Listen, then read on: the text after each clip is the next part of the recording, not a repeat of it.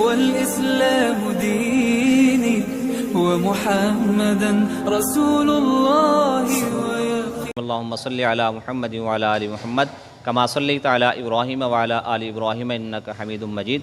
دوستو عزیزوں، نماز سے متعلق ایک مسئلہ سن لیجئے۔ مسئلہ یہ ہے کہ اگر کوئی شخص رکوع کرنے پر قادر نہیں ہے یا سجدہ کرنے پر قادر نہیں ہے تو اس کے لیے حکم یہ ہے کہ اس رکوع سجدہ معاف ہو جائے گا اور وہ پھر اشارے سے رکوع کرے گا یا سجدہ کرے گا۔ اگر رکوع پر قادر نہیں ہے تو اشارے سے رکوع کرے گا، اور اگر سجدے پہ قادر نہیں ہے تو وہ اشارے سے سجدہ کرے گا۔ تو ایک ہے رکوع اور ایک ہے سجدہ، اور ایک ہے قیام، کہ انسان پہلے قیام کرتا ہے پھر رکوع کرتا ہے پھر سجدہ کرتا ہے۔ تو رکوع یا سجدہ اگر مثال کے طور پر معاف ہو جائے اور اشارہ کرنے سے پورا ہو جائے تو اب اس کے لیے قیام کا کیا حکم ہے؟ تو اس کے لیے حکم یہ ہے کہ قیام اس کے لیے اب معاف ہو گیا۔ اگر وہ قیام نہ کرنا چاہے تو نہ کریں، مسئلہ نہیں ہے۔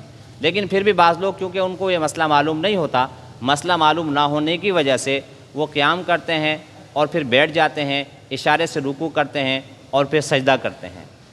تو بہتر یہ ہے کہ جب شریعت نے اسے رخصت دی ہے اور شریعت نے اسے ایک اجازت دی ہے تو اپنے قیام کو ترک کر دے، کیونکہ قیام جو اصل بذات خود جو ہے وہ فرض نہیں ہے، بلکہ وہ قیام جو ہے رکوع اور سجدے کا ذریعہ بنتا ہے، اس لیے قیام فرض ہوا ہے۔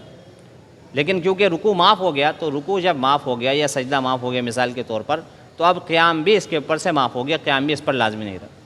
تو بہتر یہ ہے کہ اب یہ بیٹھ کر نماز پڑھ لے، رکوع میں تھوڑا سا جھک جائے اور سجدے کے اندر تھوڑا سا زیادہ جھک جائے۔ اگر کھڑے ہو کر نماز پڑھے گا تب بھی ادا ہو جائے گی۔ مثال کے طور پر اس نے قیام کیا، قیام کرنے کے بعد اس بیٹھ گیا، بیٹھ کر اس نے رکوع کیا اشارے سے اور پھر سجدہ کیا تو بھی ٹھیک ہے۔ لیکن زیادہ بہتر یہ ہے کہ یہ پہلے سے ہی بیٹھ جائے، کیونکہ اب اس کے لیے قیام فرض نہ رہا۔ اگر یہ پہلے سے ہی بیٹھ جائے گا اور نماز اس طریقے سے بیٹھ کر پڑھتے ہیں اس طریقے سے بیٹھ کر نماز پڑھنا شروع کر دے گا تو رکوع بھی کرے گا، سجدہ بھی کرے گا اشارے سے، تو اس میں بہتری یہ اس بات کی ہے کہ اس کو قیام کرنے کے بعد اب بیٹھنا نہیں پڑے گا۔ اگر یہ کھڑے ہو کر نماز شروع کرے گا تو پھر اس کو ایسا کرنا پڑے گا کہ یہ قیام مکمل کر کے اب یہ بیٹھے گا، پھر یہ رکوع کرے گا، پھر یہ سجدہ کرے گا۔ اور اگر یہ پہلے سے ہی بیٹھ جائے گا تو اس کو پھر بیٹھنے کی ضرورت نہیں پڑے گی، تسلسل کے ساتھ اس کا رکوع بھی ہو جائے گا، تسلسل کے ساتھ اس کا سجدہ بھی ہو جائے گا۔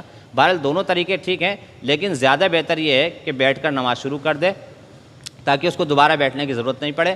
وآخر دعوانا الحمدللہ رب العالمین۔ ربي والإسلام ديني ومحمدا رسول الله